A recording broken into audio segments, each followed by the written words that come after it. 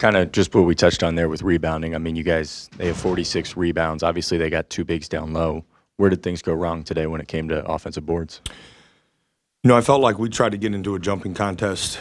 We weren't going to hold them to 0 offensive rebounds, but some of this was us not being, not hitting, not being physical, not boxing out well enough, and trying to just out jump people. Some of it was there were some rotations we didn't make at times when we had to protect with our big at the rim.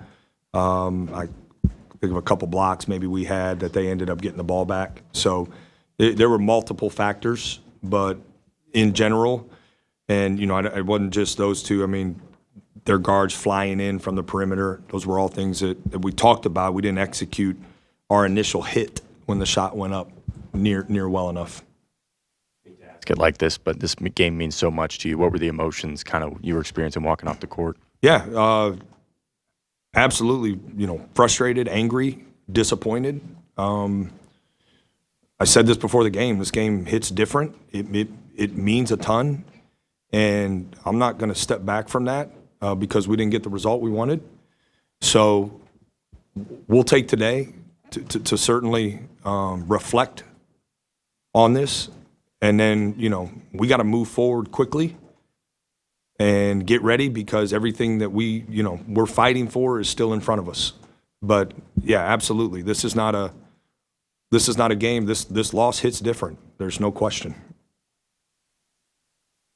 The turnover battle, that's one of the things Michigan has really struggled with this year, is taking care of the ball. And I think you had 17, they had 12. Did you do anything that wasn't working to try to turn them over, or what did you see as maybe that being a difference? We had, is that right? Yeah, I think we're. Yeah, it's okay. It's okay. We wanted to be. I thought we did a good job, in the second half of taking care of the ball. Adam, I think we wanted to be aggressive and force them into more turnovers, and we didn't execute that part as well as we would have liked. But I thought we did a good job on the flip side of taking care of the ball, especially in the second half. And this feels like it could be something with you and Dusty both being in your first full years at your universities. This feels like it could be the start of what's already been a good rivalry, but maybe a new era of it. Do you feel some of that coming out of this game, even though you're obviously disappointed with the result, that like we could be seeing a whole lot more of these types of games the next couple of years as you guys go against each other? Yeah, listen, I love being a part of this game, so much so that I was asking anybody that would listen to make this a doubleheader every single year when we were out in California. I know there's a lot that goes into that, but I think our fans deserve that. Both schools deserve that, and I love being in this game. This game means a lot.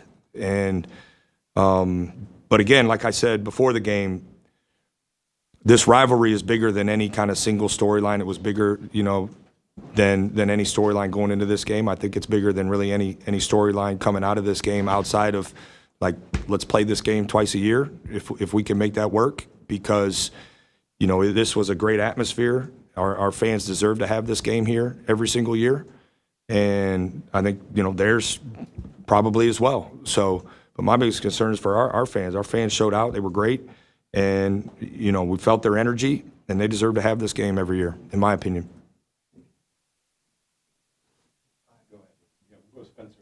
Yeah, kind of along those same lines. You were just talking about the fans. You've been begging for one of these weekend home games. You finally get one, and the place is packed. Like, is this kind of – I know you're not looking for moral victories, but like, hey, this is what this program can be on a week-in, week-out basis, like getting this kind of draw, having that kind of atmosphere. Because, people think of the shot, it's like the place is dead, but like it seemed like it was rocking today.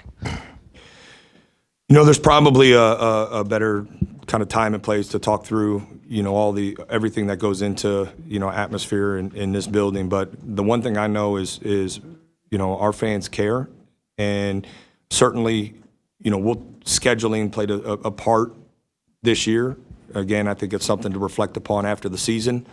But, you felt the energy in there. It was great.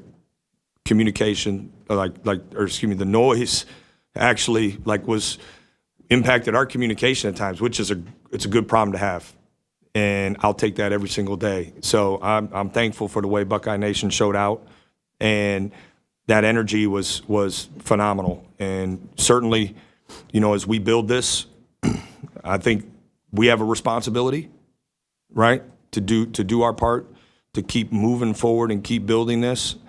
And then, yeah, we absolutely need all the help we can get. And, again, just thankful for the way they showed out. But there's a lot that goes into that question that, maybe after the season is better to address. To what extent did Aaron's foul trouble maybe affect some of the plans for handling Vladislav and Danny in this game? Yeah, obviously a lot of fouls in a short amount of minutes. We anticipated being able to play him more. So it was impactful. It impacted our, ability to get to he and Sean together at times as well. So, but, I think we have a few guys here who got to grow in this foul issue. We have to. Now they're young guys that specifically keep getting in foul trouble, but like we got to grow and move forward, and we're working on it every single day. Some technical things, getting some reps after practice to help them with that. But it impacted some of our original plans. But I thought some guys we made adjustments on the fly and did some good things. How do you avoid an emotional letdown coming off of this game? You touched on it a little bit earlier, but obviously a lot of passion and intensity tied up in this rivalry. Just, you've got Northwestern coming to town. How do you refocus for that? Yeah, well, I think, listen, I'm not opposed to, again, taking today to hurt and to be upset. But this group has responded in a great way all season long. And I have zero reason to believe it'll be any different. Like I said, every single game we play right now, we have earned the right to play in big-time, meaningful games, and the Northwestern game is not void of that. That is a big game, and it is meaningful. And our guys, like we have some goals in front of us started this season that we can still achieve, and we've earned that. So I'm not. We'll continue to practice extremely hard. We'll continue to, we're not practicing as long as we were a little bit ago, but we'll practice hard. We'll prep well. And, Northwestern's got to get our best shot, absolutely. Kind of going off of that, how paramount is it for this team? You talked about moving on quickly. How paramount is it not just to, continue boosting the resume here down the last 5 games of the regular season, but also to, kind of get some momentum, get some consistency as you go into March now? Yeah, it's important. I think we've had good momentum now for a significant stretch, and we've been playing some really good basketball. Even in a couple of the losses we've had, we've played some really good ball. So I think we have momentum. We certainly don't want to lose it. We got to keep going, keep building, and it starts with certainly I got a great deal of respect for Chris Collins and what he's done at Northwestern, and their program so. We are going to approach that game just like we have every other game, and it is important for us to continue to put our best foot forward, and we need to do it longer stretches. Had some good stretches tonight, not enough. We got to make sure we have more of those against Northwestern. I think it's the 5th time you guys have lost a game by 1 possession, 4th time in the Big Ten. And you did have the Maryland that obviously went your way, but when it gets down to those last-minute situations, I'm sure you work on these in practice and everything. And as you said, you got a shot that you were hoping to get. I mean, just your thought, I guess, about handling those situations and the opportunities that are still there to get over the hump and win those type of games. Yeah, well, I think we've shown great improvement in those settings of our execution and our ability to get a good look. And so, you go back, the 3 that Micah hit, Bruce getting to the paint, like those are some great execution plays. So we've grown through some of those really, narrow results.